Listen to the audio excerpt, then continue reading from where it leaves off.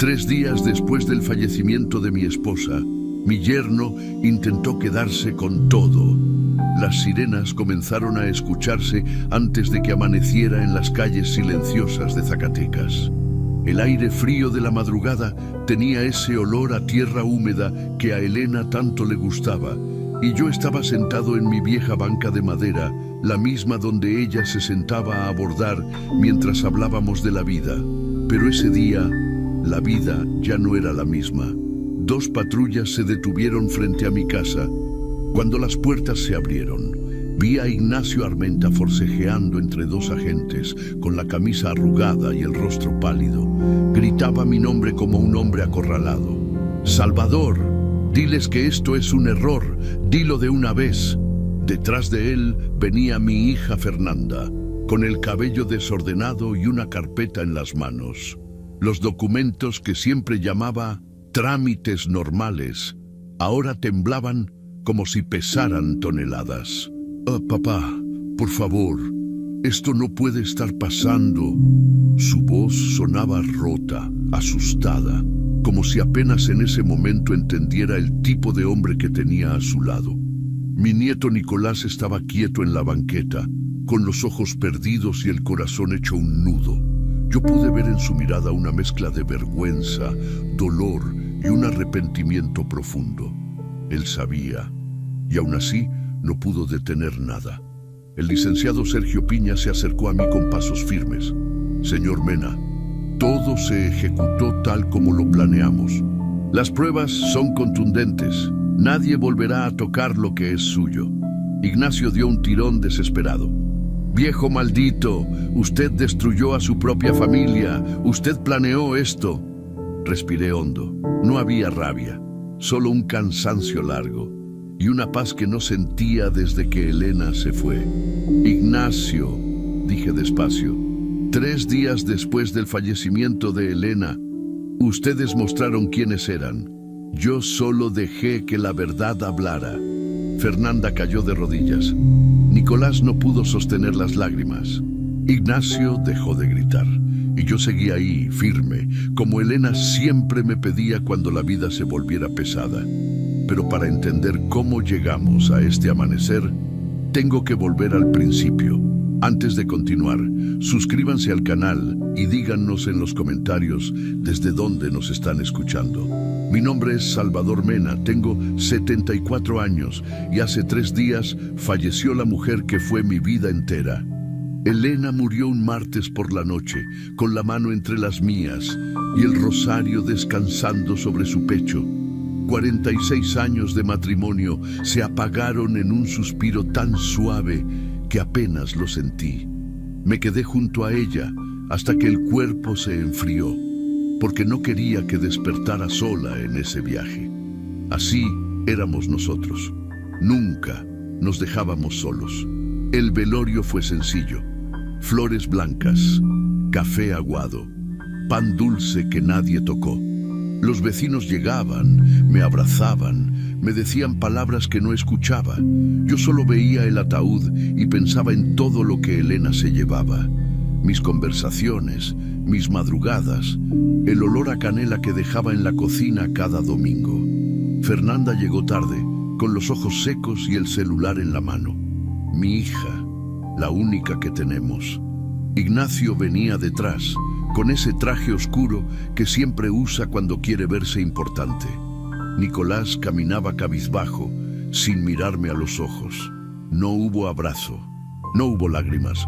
Fernanda solo preguntó si ya había lista de pendientes. Yo asentí, confundido. Pensé que hablaba del novenario, de las misas, de los trámites del panteón, pero no. «Papá, hay cosas urgentes que resolver, documentos, cuentas, la casa, todo eso». Ignacio se acercó, puso una mano sobre mi hombro como si fuéramos amigos y dijo con esa voz que siempre me ha parecido demasiado suave: «Don Salvador, sabemos que está pasando por un momento difícil, por eso venimos a ayudarlo. Usted ya no tiene que preocuparse por nada, nosotros nos encargamos». Nos encargamos. Esa palabra me sonó rara, como si yo fuera un problema que había que administrar. El día del entierro, Cuando bajaron el ataúd y la tierra comenzó a caer sobre la madera, sentí que algo dentro de mí se quebraba para siempre. Nicolás me sostuvo del brazo porque mis piernas temblaban. Fernanda se quedó atrás hablando por teléfono. Esa misma noche, cuando regresamos a la casa, todo olía a ausencia. Las pantuflas de Elena junto a la cama, su chal sobre el sillón, la taza de té que nunca terminó. Yo solo quería acostarme y dormir hasta que el dolor pasara. Pero Ignacio tenía otros planes. Se sentó en la mesa del comedor, abrió un portafolio negro y sacó papeles, muchos papeles. Don Salvador, siéntese, necesitamos hablar. Me senté como un niño obediente. Fernanda se quedó de pie, con los brazos cruzados.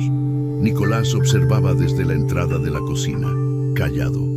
Ignacio comenzó a hablar de escrituras, de herencias, de trámites urgentes. Usaba palabras que yo no entendía bien. Usufructo, cesión de derechos, poderes notariales. Decía que todo era por mi bien, que a mi edad ya no debía cargar con responsabilidades innecesarias. La casa está a su nombre, pero usted ya no puede mantenerla solo. Fernanda y yo pensamos que lo mejor es hacer un traspaso preventivo. Así evitamos problemas futuros. Problemas futuros. Como si yo fuera un problema. Pero Ignacio, esta casa es mía. Elena y yo la pagamos durante 30 años. Aquí nacieron mis recuerdos. Él sonrió, esa sonrisa que no llega a los ojos. Por supuesto, don Salvador. Nadie le está quitando nada. Solo estamos organizando. Usted sabe, a veces la memoria falla. A veces uno firma cosas y después no recuerda. Es normal a su edad. Sentí un golpe en el pecho. Normal a mi edad. Fernanda intervino con esa voz fría que últimamente usa conmigo. Papá, es lo mejor. Tú ya no estás para estas complicaciones. Mamá ya no está para cuidarte. Alguien tiene que hacerse cargo. Hacerse cargo. Como si yo fuera un mueble viejo. Ignacio deslizó un documento frente a mí. 3 hojas llenas de letras pequeñas. Solo firme aquí, don Salvador. Es un poder general para que yo pueda ayudarlo con los bancos, con el IMSS, con todo. Nada cambia para usted. Solo facilita las cosas. Tomé el papel con manos temblorosas. Traté de leer, pero las letras bailaban. Mis ojos ya no son lo que eran. Y el cansancio era una montaña sobre mi espalda. Yo necesito leerlo con calma. Ignacio suspiró, como si le estuviera quitando tiempo valioso. Don Salvador, entiendo que está cansado, pero esto es urgente. Los bancos ya están pidiendo documentación. Si no actuamos rápido, pueden congelar las cuentas. ¿Quiere quedarse sin acceso a su propia pensión? Mi pensión. 52 años trabajando en la fábrica de textiles. A cada quincena, cada peso, ahorrado con Elena para tener una vejez tranquila. Miré a Fernanda, buscando apoyo. Ella solo asintió. Papá, confía en nosotros. Pero algo en su mirada me decía que ya no podía. Ignacio puso una pluma frente a mí. Una pluma negra, pesada, brillante. Firme aquí, y aquí, y aquí. Nicolás dio un paso adelante, pero Fernanda lo detuvo con una mirada. Yo sostuve la pluma, la acerqué al papel. Y entonces Ignacio dijo algo que me heló la sangre. No se preocupe, don Salvador, esto ya está firmado. Dejé caer la pluma sobre la mesa como si quemara. ¿Cómo que ya está firmado? Ignacio levantó el documento y señaló la última página. Ahí, al final, había una firma que se parecía a la mía, pero no era mía. Los trazos eran similares, sí, la S inicial, la M que siempre hago con un rizo al final, pero yo conozco mi propia letra. La he visto en cheques, en cartas, en las tarjetas de cumpleaños que le escribía a Elena cada año, y esa firma tenía algo distinto, algo forzado. Yo no firmé esto. Las palabras me salieron despacio, como si tuviera miedo de decirlas en voz alta. Ignacio soltó una risa corta, una risa que no tenía nada de chistoso. Don Salvador, por favor, ya está firmado, aquí mismo. ¿Lo ve? Pero yo no lo firmé, no recuerdo haber... Ahí está el problema, don Salvador. Usted no recuerda. Se inclinó hacia adelante apoyando los codos sobre la mesa. Su voz se volvió más suave, más peligrosa. A su edad es normal. La memoria ya no funciona igual. Uno firma cosas y después las olvida. Por eso es tan importante que nosotros estemos aquí, para protegerlo de usted mismo, protegerlo de mí mismo, como si yo fuera mi propio enemigo. Fernanda se acercó, puso una mano sobre mi hombro, pero no era un gesto de cariño, era un gesto de control. Papá, no te pongas difícil. Ignacio tiene razón, ya no puedes con todo esto. Sin mamá, tú solo te vas a confundir más. Sin mamá, como si Elena hubiera sido la única que me mantenía funcional. Como si yo fuera un juguete que se rompe cuando le quitan las pilas. Elena falleció hace 3 días. Mi voz se quebró y ustedes ya están aquí, moviendo papeles, hablando de trámites. ¿No pueden esperar siquiera una semana? ¿No pueden dejarme llorar en paz? Ignacio se reclinó en la silla, cruzó las piernas. Tenía esa expresión que he visto en hombres que creen que ya ganaron. Don Salvador, los trámites no se detienen porque uno esté de luto. Las deudas no esperan, los bancos no esperan. Si no actuamos ahora, usted puede perder todo. ¿Eso es lo que quiere? ¿Dejar que se lo quiten los acreedores? ¿Qué acreedores? Yo no debo nada. Bueno, Ignacio sacó otra hoja. Hay algunos gastos pendientes, el hospital de Elena, los medicamentos, el funeral. Todo eso suma. Más de 500,000 pesos. 500,000 pesos. Sentí que el piso se movía bajo mis pies. Pero el IMSS debería cubrir... Don Salvador, Elena pidió tratamientos experimentales en el Hospital Privado San José de Zacatecas. Quimioterapias que el IMSS no autoriza.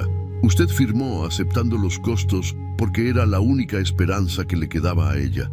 ¿No lo recuerda? No lo recordaba claramente. Pero en esos últimos días, cuando Elena agonizaba en el hospital, yo hubiera firmado cualquier cosa. Hubiera vendido mi alma con tal de que ella viviera un día más. Ignacio aprovechó mi silencio. Por eso necesitamos actuar rápido, antes de que vengan a cobrarle, antes de que le quiten la casa. Ya sabe cómo son estos hospitales privados.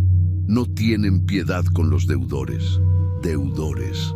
Esa palabra me cayó como una piedra.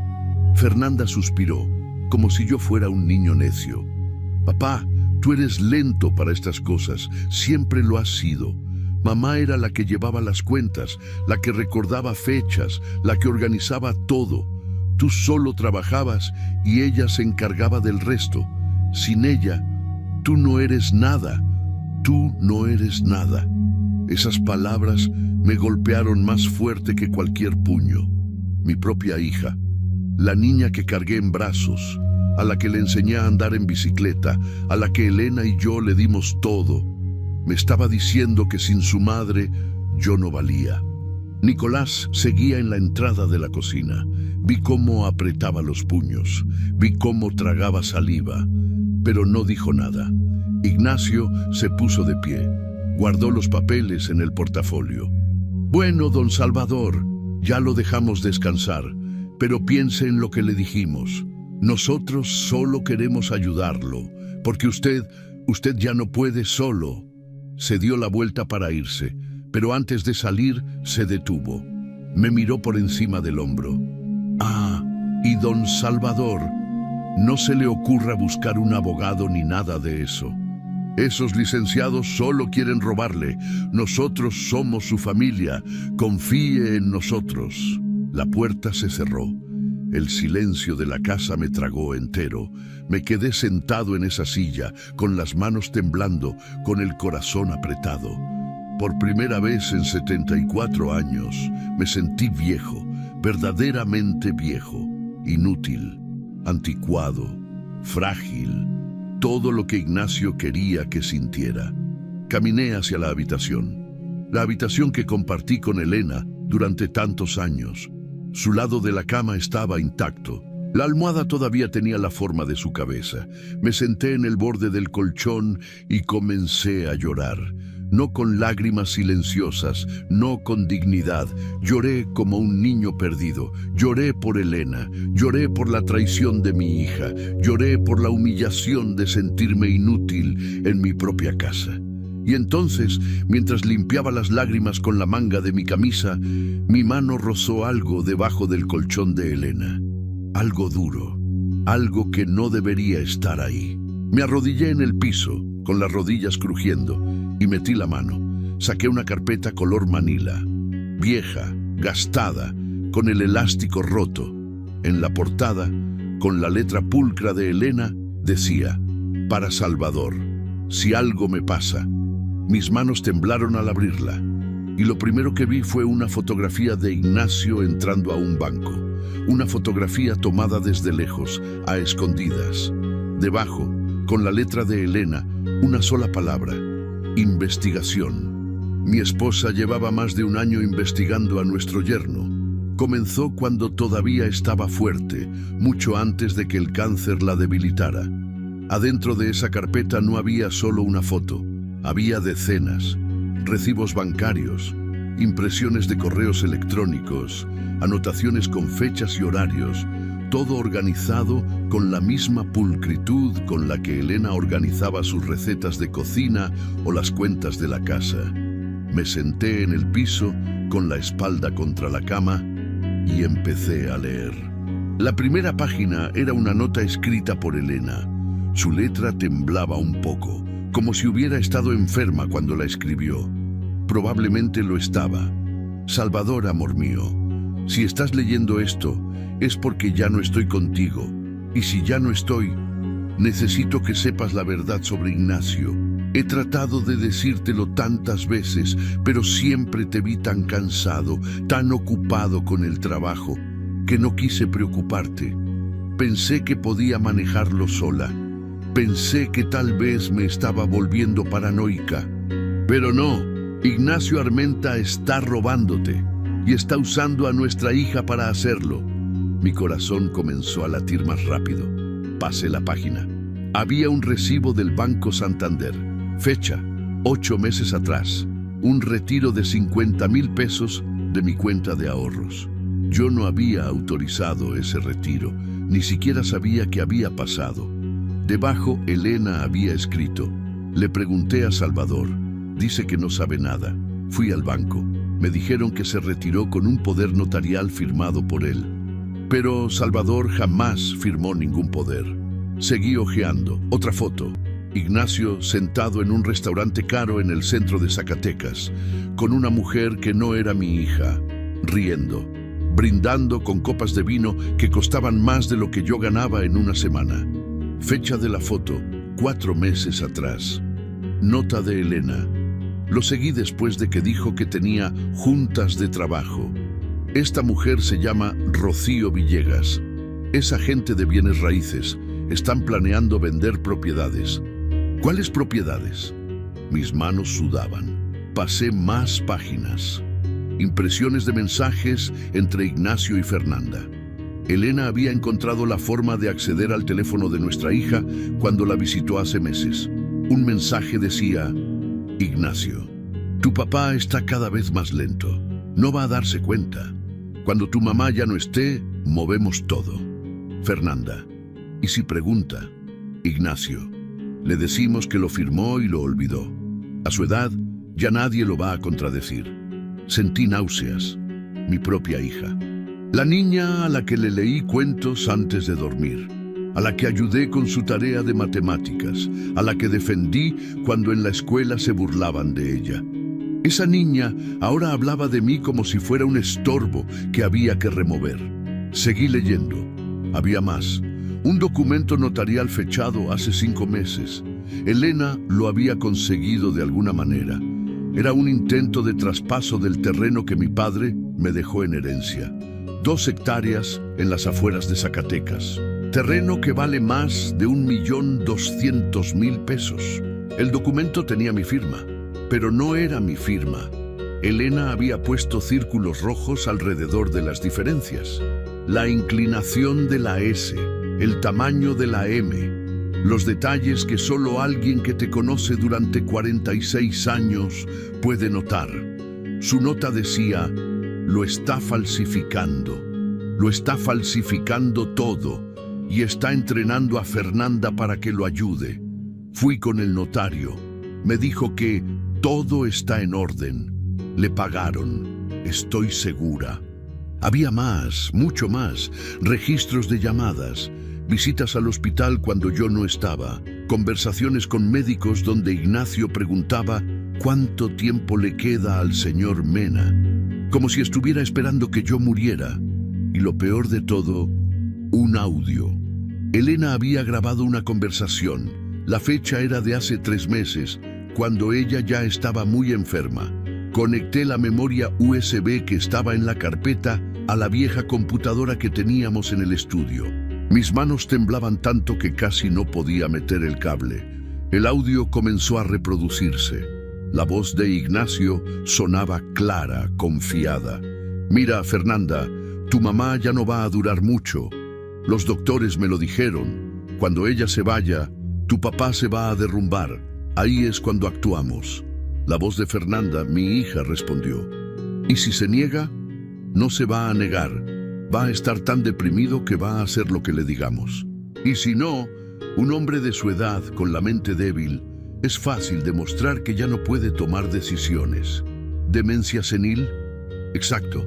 Con 2 médicos que conozco, podemos declararlo incapaz. Después de eso, todo pasa a tu nombre. Y de ahí, a mi control. Fernanda rió. Mi propia hija rió ante la idea de declararme demente. Ignacio, eres un genio. No soy un genio, amor. Solo soy práctico. Tu papá ya vivió su vida. Ahora nos toca a nosotros. Ese terreno, esa casa, esa pensión, todo eso nos pertenece. El audio terminó.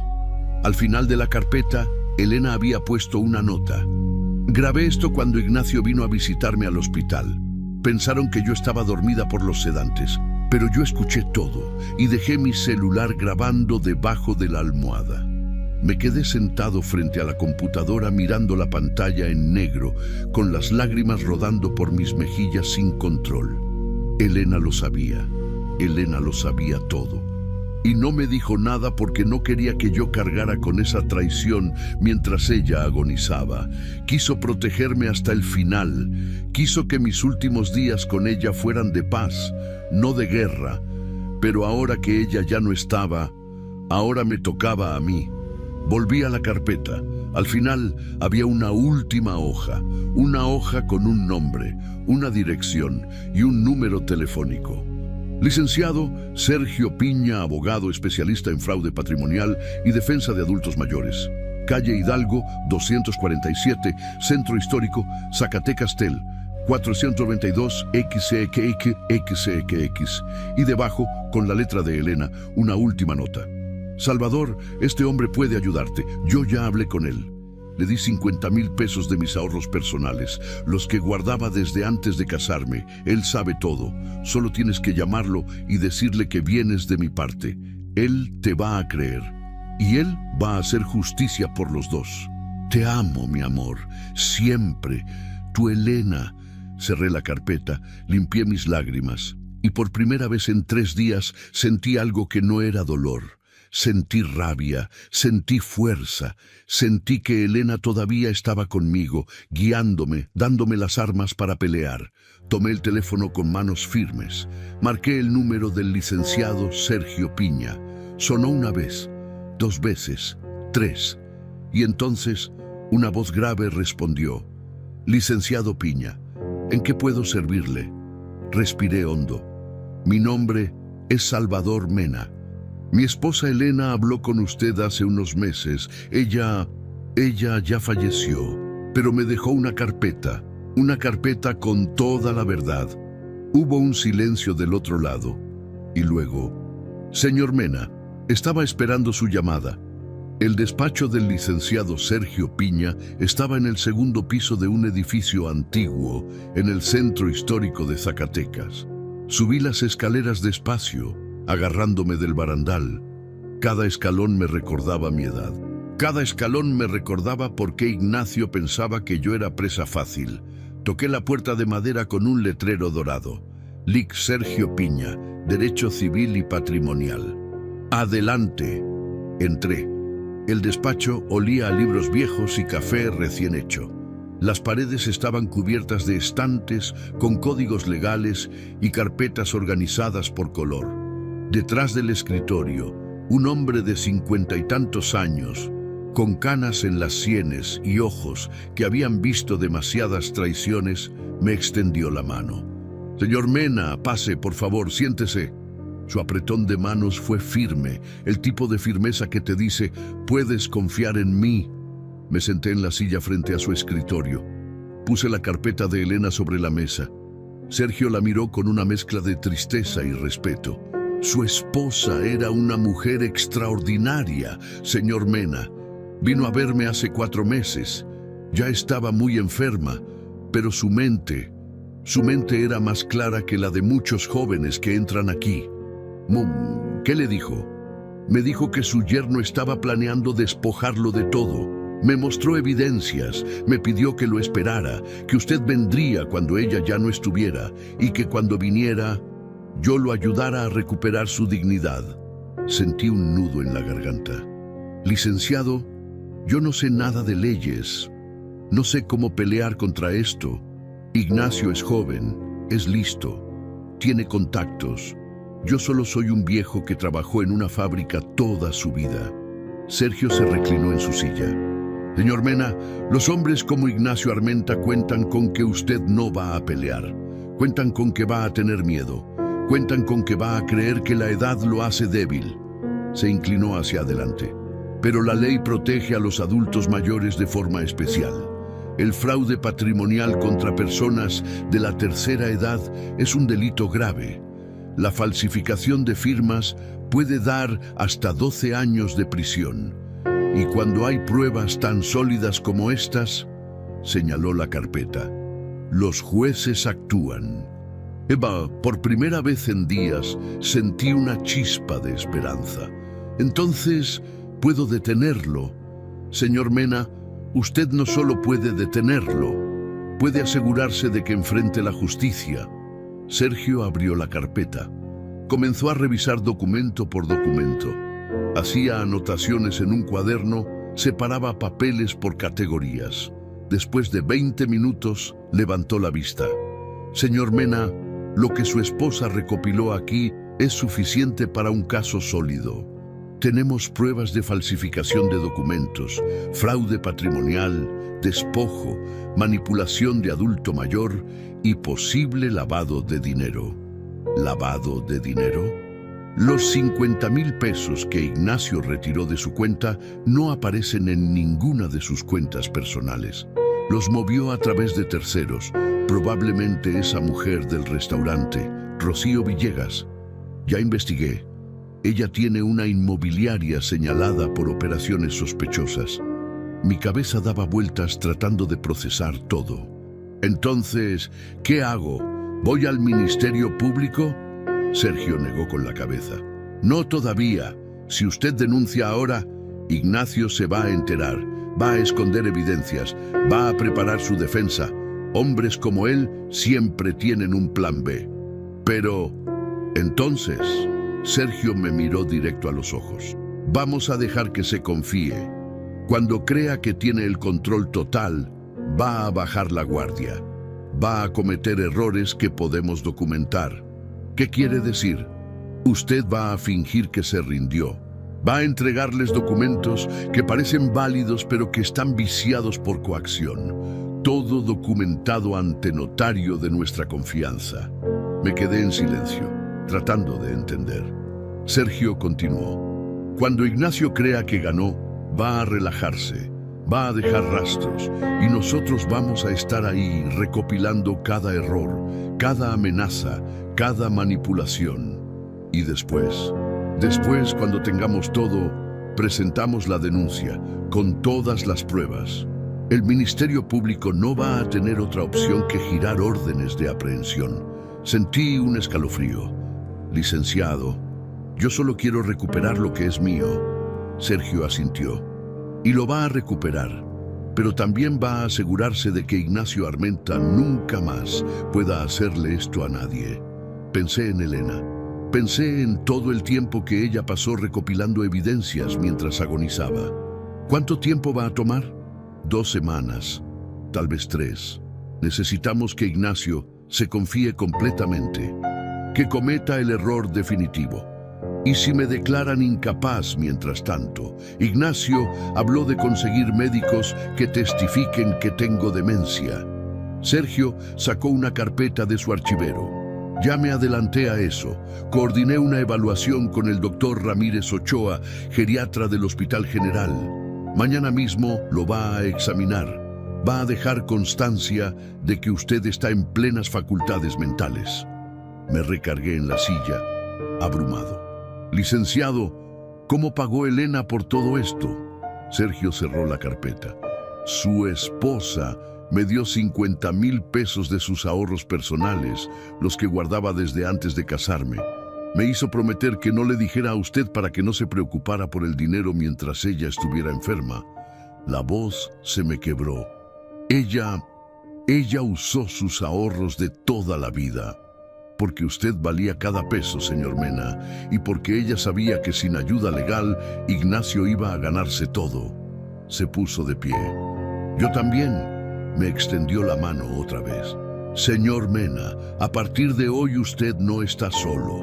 Yo voy a estar con usted en cada paso, pero necesito que confíe en mí y necesito que haga exactamente lo que le diga. Estreché su mano.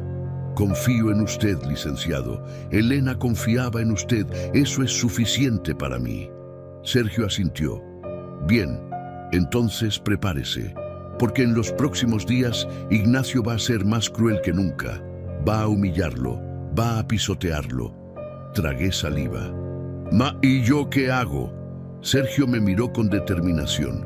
Usted lo deja creer que ganó, porque cuando más alto vuele, más duro va a caer. La derrota de un hombre se ve primero en sus hombros. Eso fue lo que me enseñó el licenciado Sergio Piña cuando me preparó para este día. Me dijo que caminara más despacio, que dejara caer los hombros, que mirara al piso, que hablara con voz quebrada. Tiene que verse vencido, señor Mena. Tiene que hacer que Ignacio sienta que finalmente logró quebrarle el alma. Y eso hice. 3 días después de mi reunión con Sergio, llamé a Fernanda. Hija, necesito hablar contigo y con Ignacio. Tienen razón. Yo no puedo solo. La voz me salió perfecta, temblorosa, cansada, derrotada. Fernanda no tardó ni 10 minutos en llegar con su marido.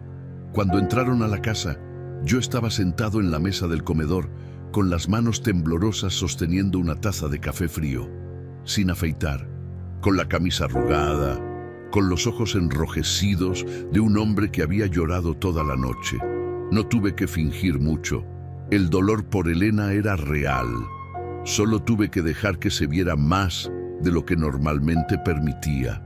Ignacio se sentó frente a mí con esa sonrisa que ya conocía, la sonrisa del que sabe que ganó. Don Salvador, me da gusto que finalmente entendiera.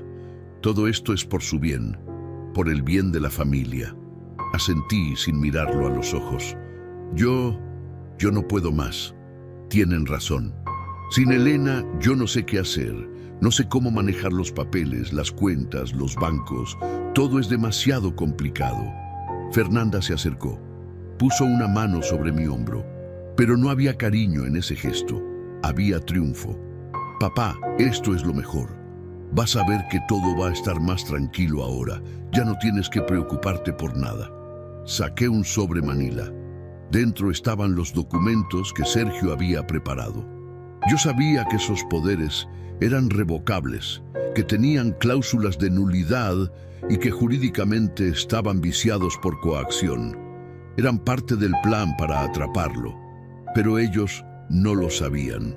Y eso era exactamente lo que necesitábamos. Aquí está todo. Los papeles de la casa, los de la pensión, las claves de las cuentas. Todo. Ignacio tomó el sobre como si fuera un tesoro. Lo abrió con manos ansiosas. Comenzó a revisar página por página. Sus ojos brillaban. Perfecto, don Salvador. Todo está en orden. Solo necesito que firme aquí, y aquí, y aquí. Tomé la pluma que me extendió. La sostuve con manos que de verdad temblaban, porque aunque sabía que esto era parte del plan, había algo profundamente doloroso en fingir que me rendía. Firmé los documentos preparados, uno por uno. Con cada firma, Ignacio sonreía más.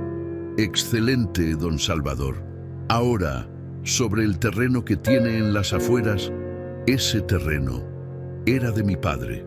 Él me lo dejó cuando murió. Me pidió que nunca lo vendiera, que era para mis hijos, para mis nietos, don Salvador. Ignacio se inclinó hacia adelante. Ese terreno vale más de 1.200.000 pesos. Usted ya no lo necesita. ¿Para qué lo quiere? Pero era de mi padre. Fernanda intervino, y su voz fue como un cuchillo. Papá, sin mamá, tú no eres nada. Ella era la que pensaba, la que decidía, la que te hacía funcionar. Ahora que ella no está, tú solo eres un viejo confundido que necesita que alguien lo cuide. Y ese alguien soy yo, sin mamá. Tú no eres nada. Esas palabras me golpearon aunque sabía que venían. Nada te prepara para escuchar a tu propia hija decirte que no vales sin tu esposa. Bajé la cabeza, dejé que vieran las lágrimas que eran reales. Está bien, pueden quedarse con el terreno, pueden quedarse con todo. Solo déjenme vivir en paz en esta casa. Ignacio rió. Una risa corta, victoriosa. Por supuesto, don Salvador, esta casa es suya, nadie se la va a quitar. Usted puede quedarse aquí todo el tiempo que... todo el tiempo que necesite. Todo el tiempo que necesite. Lo que realmente quería decir era todo el tiempo que te quede de vida.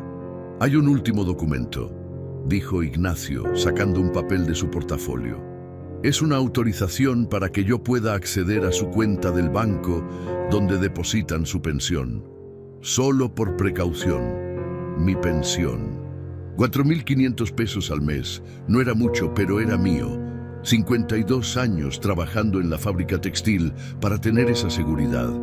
Sergio me había advertido sobre esto también.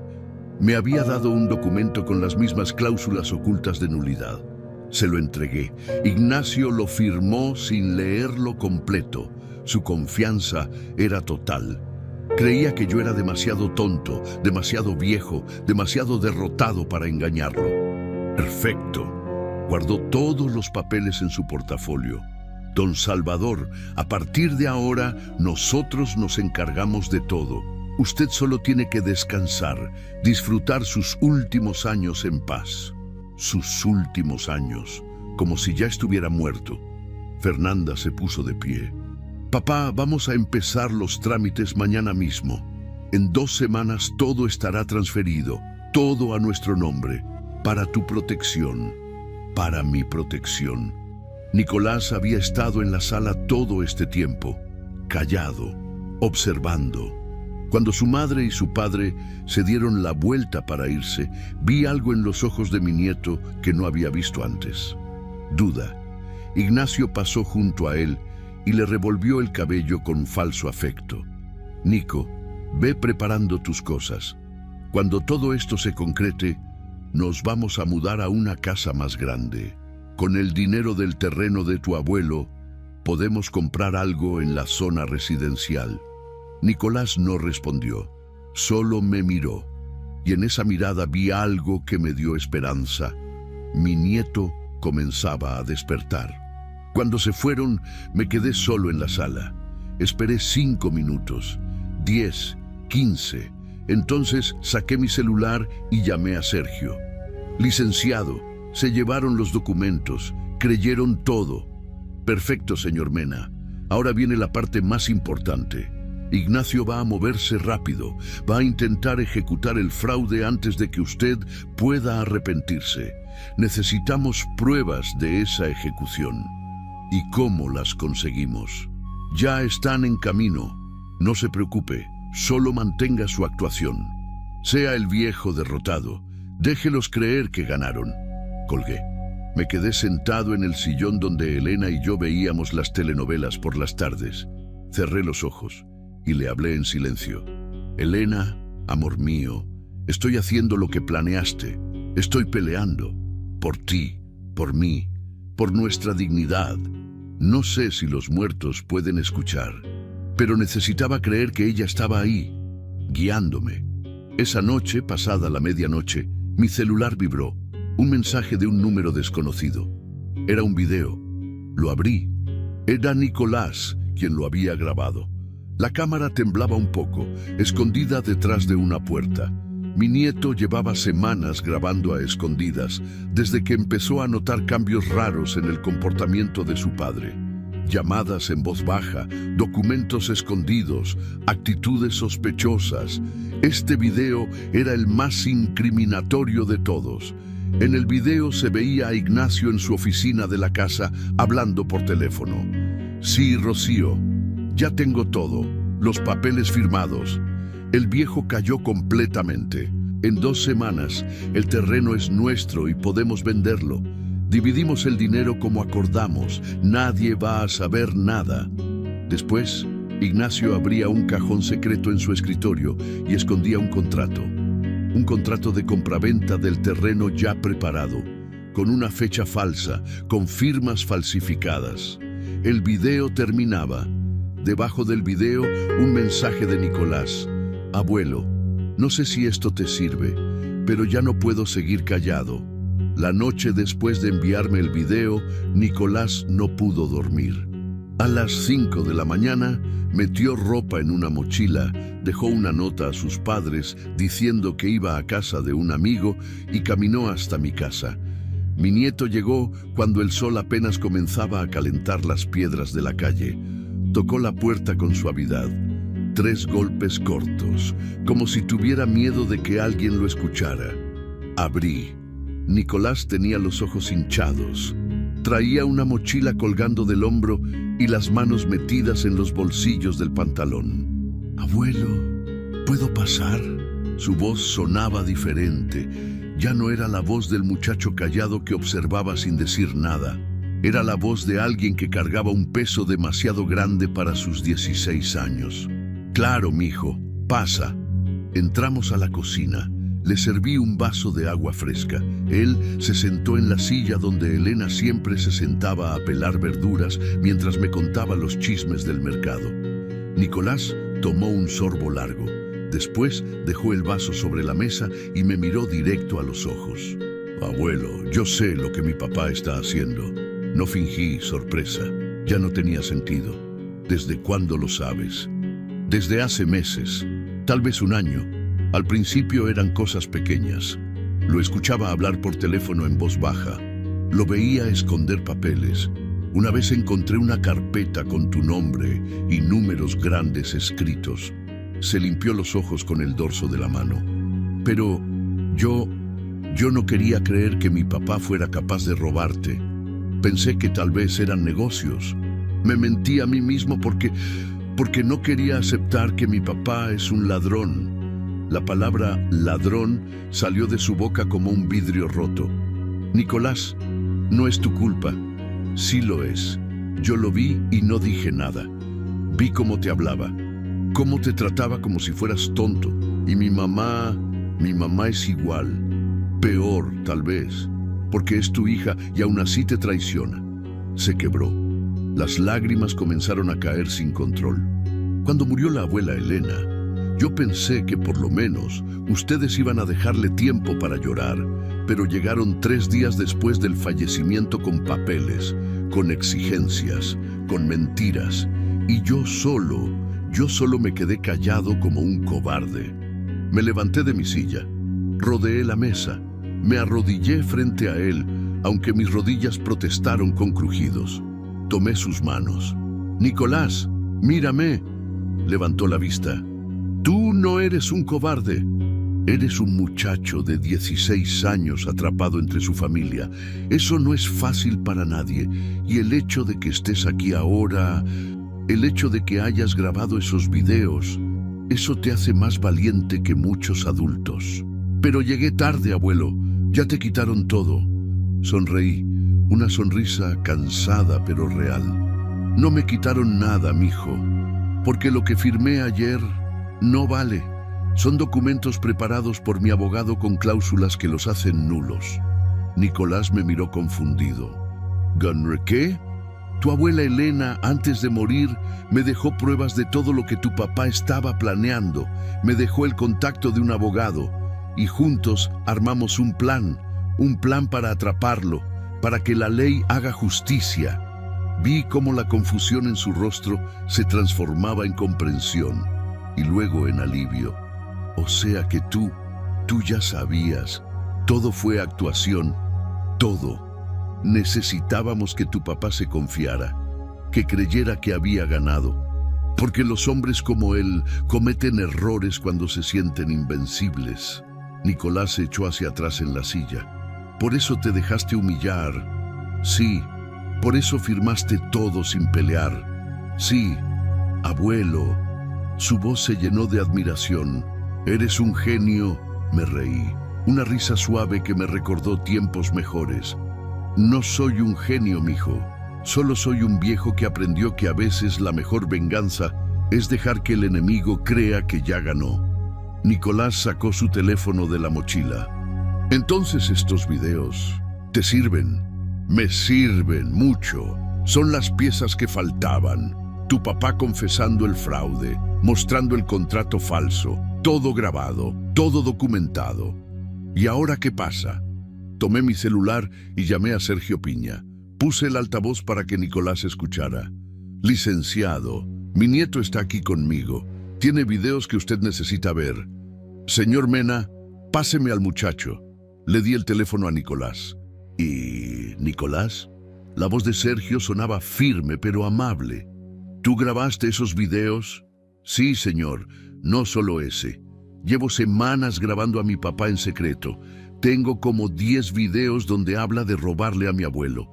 ¿Puedes enviármelos todos por WhatsApp ahora mismo? Al número desde donde te escribió tu abuelo. Sí, claro. Nicolás mandó todos los videos. Esperamos en silencio. Solo se escuchaba el tic-tac del reloj de pared que Elena compró en Aguascalientes hace 20 años. Después de 5 minutos, Sergio habló otra vez. Perfecto. Con esto cerramos el caso. Tenemos todo lo que necesitamos. Fraude, falsificación, manipulación de adulto mayor y ahora conspiración para venta ilegal de propiedad con documentación falsificada. Ignacio Armenta no va a salir de esto. ¿Cuándo actuamos?, pregunté. Mañana al amanecer.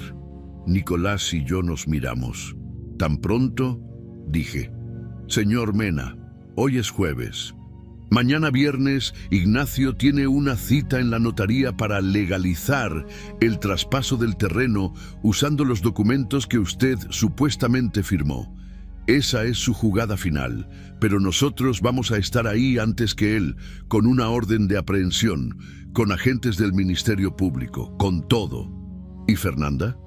Ella también va a responder legalmente, como cómplice. La ley es muy clara en casos de fraude patrimonial contra adultos mayores. Todos los involucrados pagan. Nicolás tragó saliva. Mi mamá va a ir presa. Sergio suavizó su tono. Nicolás, tu mamá tomó decisiones que tienen consecuencias. Eso no es culpa tuya y tampoco es culpa de tu abuelo. Los adultos somos responsables de nuestros actos. El muchacho asintió. Pero vi el dolor en sus ojos, porque una cosa es saber que tu papá es un criminal, otra cosa es ver cómo se lo llevan esposado. Señor Mena, continuó Sergio, ¿está listo?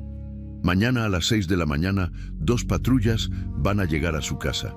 Ignacio y Fernanda estarán ahí porque les dije, haciéndome pasar por un empleado del banco, que tenían que ir temprano a firmar unos últimos papeles. Cuando lleguen, los agentes van a estar esperándolos. Estoy listo, licenciado. Bien, descanse. Mañana al amanecer, ejecutamos. La llamada terminó. Nicolás me miró con una mezcla de miedo y determinación. Abuelo, ¿puedo quedarme aquí esta noche? No quiero estar en mi casa. No quiero verlo a él. Claro, mijo. Puedes quedarte el tiempo que necesites. Esta siempre ha sido tu casa. Esa noche, Nicolás durmió en el cuarto que fue de Fernanda cuando era niña. El cuarto donde yo le leía cuentos antes de dormir, donde le enseñaba a hacer su tarea de matemáticas, donde ella alguna vez fue mi hija, antes de que esa hija se convirtiera en una extraña. Yo no pude dormir. Me quedé sentado en la sala, mirando por la ventana, esperando que amaneciera, esperando que la justicia finalmente hiciera su trabajo.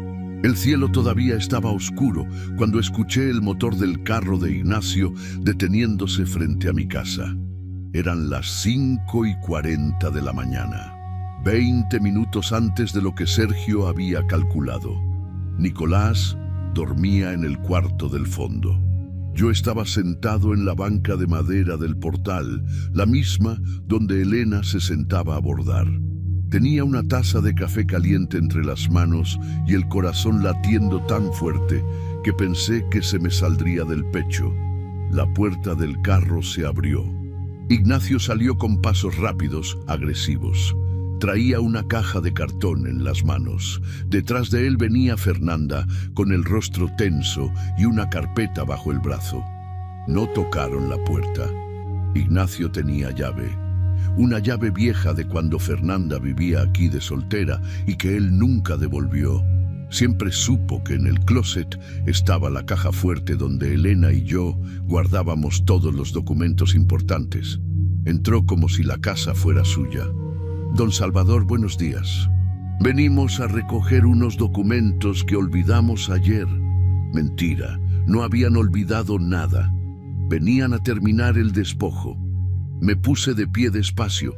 Mis piernas temblaban, pero no por miedo, por la anticipación de lo que estaba por venir. ¿Qué documentos? Ignacio dejó la caja sobre la mesa del comedor. Empezó a sacar cosas de ella. Papeles, folders, hasta un candado nuevo. Don Salvador, hablé con el notario que va a hacer el traspaso definitivo del terreno. Me dijo que necesitamos la escritura original, la que está en esa caja fuerte que tiene guardada en su closet. La caja fuerte de Elena, donde guardábamos los documentos importantes, las escrituras, los testamentos, las pólizas de seguro. Esa caja fuerte es privada. Don Salvador. La voz de Ignacio se endureció. Ya hablamos de esto. Usted firmó los poderes. Ahora todo eso es asunto mío. Necesito esa escritura. Hoy. Ahora. Fernanda se acercó. Papá, no seas difícil. Ya no tienes ningún derecho sobre ese terreno. Está a mi nombre ahora. Solo necesitamos el papel original para registrarlo. No. Esa palabra salió de mi boca firme, clara, sin temblor. Ignacio me miró como si hubiera dicho algo imposible. ¿Cómo dice? Dije que no. No les voy a dar la escritura. No les voy a dar nada más. Fernanda soltó una risa amarga. Papá, ya firmaste todo. Ya nos diste los poderes. Ya no puedes echarte para atrás. Estás senil. No sabes lo que dices. Veis, sé perfectamente lo que digo, y lo que firmé ayer no vale nada, porque eran documentos viciados por coacción. El silencio que siguió fue como un rayo antes de la tormenta. Ignacio dio un paso hacia mí. Su rostro cambió. Ya no había sonrisas falsas, solo rabia pura. ¿Qué dijiste?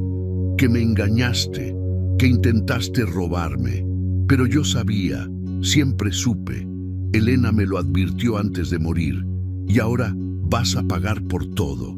Ignacio me agarró del brazo, fuerte, tan fuerte que sentí que me iba a romper los huesos. Viejo estúpido, ¿crees que puedes jugar conmigo? No terminó la frase, porque en ese momento las sirenas comenzaron a escucharse. Primero lejanas, luego más cerca, cada vez más cerca. Ignacio soltó mi brazo. Se asomó por la ventana. 2 patrullas se detuvieron frente a mi casa. Las luces rojas y azules iluminaban toda la calle. Los vecinos empezaron a salir de sus casas, curiosos, asustados. 4 agentes bajaron de los vehículos. Detrás de ellos el licenciado Sergio Piña. Ignacio retrocedió. Su rostro se puso pálido. No, no puede ser. Fernanda dejó caer la carpeta que traía. Los papeles se desparramaron por el piso. ¿Qué está pasando? Papá, ¿qué hiciste? Sergio tocó a la puerta. Yo abrí. Buenos días, señor Mena. ¿Están aquí? Sí, licenciado. Llegaron hace 5 minutos. Los agentes entraron. Uno de ellos, un hombre alto con uniforme impecable, sacó un documento. ¿Ignacio Armenta? Ignacio no respondió. Estaba paralizado. ¿Ignacio Armenta?, repitió el agente con voz más fuerte. Sí, soy yo. Tiene una orden de aprehensión girada por el juez de control por los delitos de fraude patrimonial agravado, falsificación de documentos, despojo mediante engaño y lavado de dinero. El monto del fraude asciende a 1.200.000 pesos. Tiene derecho a permanecer en silencio. El agente comenzó a leer sus derechos mientras otro lo esposaba. Ignacio forcejeaba. Esto es un error, Salvador. Diles que esto es un error. Dilo de una vez. No dije nada. Solo lo miré, con toda la dignidad que él intentó quitarme. Fernanda cayó de rodillas. Papá, por favor, esto no puede estar pasando. Diles que no es verdad. Diles que fue un malentendido. Su voz se quebraba, pero ya no era la voz fría que me dijo, sin mamá, tú no eres nada. Era la voz de una mujer que finalmente entendía las consecuencias de sus actos. El segundo agente se acercó a ella. «Fernanda Mena». Ella asintió temblando. «Usted también tiene una orden de comparecencia por complicidad en fraude patrimonial. Necesito que nos acompañe». No, yo tengo un hijo, tengo una familia. Debió pensar en eso antes, señora. Nicolás apareció en la entrada de la cocina. Estaba descalzo, con el cabello revuelto. Había escuchado todo. Fernanda lo vio. «Nico, hijo, dile a tu abuelo que pare esto, que no nos haga esto». Nicolás la miró, y en sus ojos había algo que me partió el corazón. Decepción. «Mamá, tú te lo buscaste».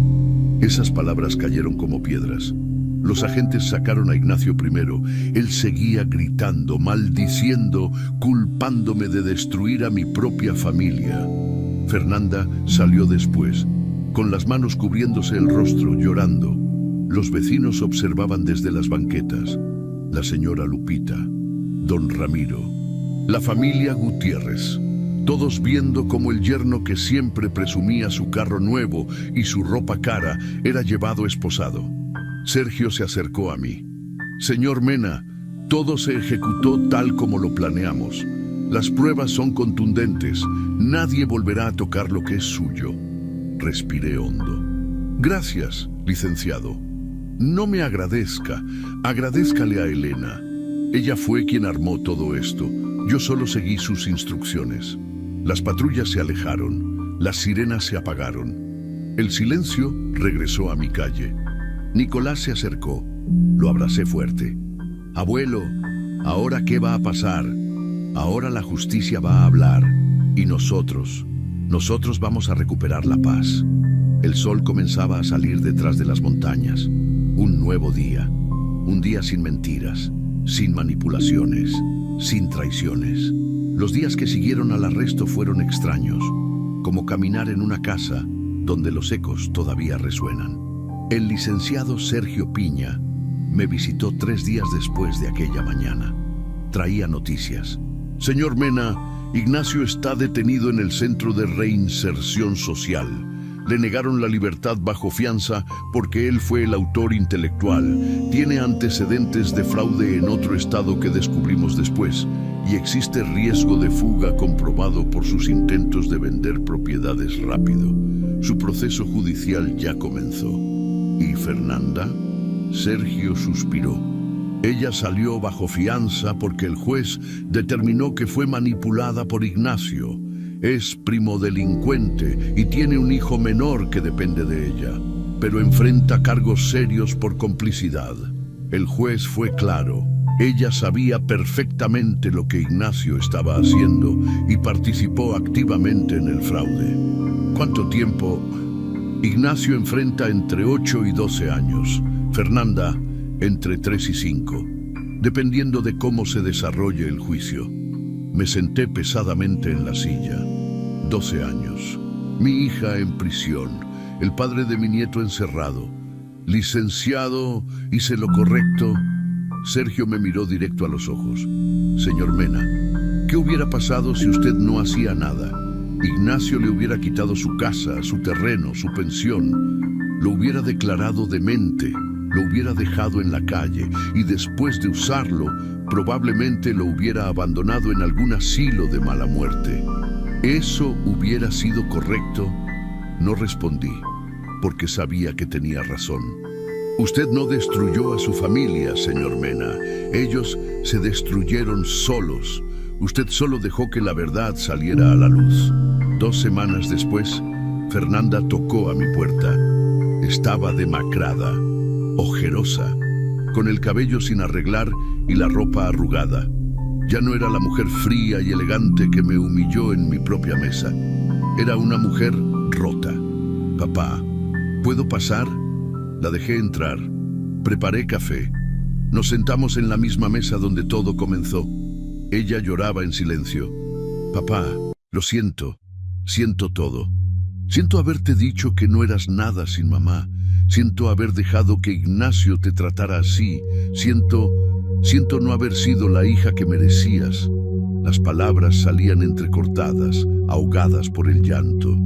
Yo me dejé convencer. Ignacio me decía que tú ya estabas viejo, que no necesitabas tanto, que nosotros necesitábamos más. Y yo le creí, porque quería creerle. Porque era más fácil pensar que te estábamos ayudando que aceptar que te estábamos robando. Se limpió los ojos con una servilleta de papel. Ahora perdí todo. Mi esposo está preso. Mi hijo apenas me habla. Voy a perder mi casa porque no puedo pagar la hipoteca sin el dinero de Ignacio. Y encima voy a ir a prisión. Me quedé callado, dejándola hablar, dejándola vaciar todo el veneno que llevaba dentro. Papá, sé que no merezco tu perdón, sé que lo que hicimos fue imperdonable, pero ¿podrías hablar con el juez? ¿Por Nicolás? Él necesita a su mamá. Respiré hondo. Fernanda, yo no puedo cambiar lo que pasó. Esto ya no está solo en mis manos. Está en manos del Ministerio Público, del sistema de justicia, de las leyes que ustedes violaron. Pero tú podrías hablar con el juez. Podrías decir que fue un malentendido. No fue un malentendido, fue fraude, fue robo, fue traición. Y yo no voy a mentir para salvarte de las consecuencias de tus actos. Sus ojos se llenaron de desesperación. Entonces, ¿me odias? La miré. Esta mujer que salió de Elena, esta mujer que yo cargué cuando era bebé, a la que le enseñé a caminar, a la que protegí de todo mal. No te odio, Fernanda, pero tampoco puedo protegerte de esto. Ya no eres una niña, eres una mujer adulta que tomó decisiones adultas y ahora tienes que enfrentar las consecuencias. ¿Y Nicolás? Nicolás se queda conmigo. Él ya lo decidió. Va a terminar la preparatoria viviendo aquí. Y cuando tú salgas de prisión, si has aprendido algo, tal vez podamos reconstruir algo. Fernanda asintió. Sabía que no había nada más que decir. Se puso de pie. Me abrazó. Un abrazo desesperado, como cuando era niña y tenía miedo de la oscuridad. Papá, mamá estaría orgullosa de ti, de cómo peleaste, de cómo no te dejaste vencer. Se fue, y yo me quedé solo en la cocina, con el café frío y el corazón pesado. Los meses pasaron. Nicolás se quedó conmigo. Estudiaba en su cuarto por las tardes. Me ayudaba con las compras. Aprendió a cocinar los frijoles como Elena los hacía. El terreno quedó protegido legalmente. La casa también. Mi pensión siguió llegando cada mes a mi cuenta.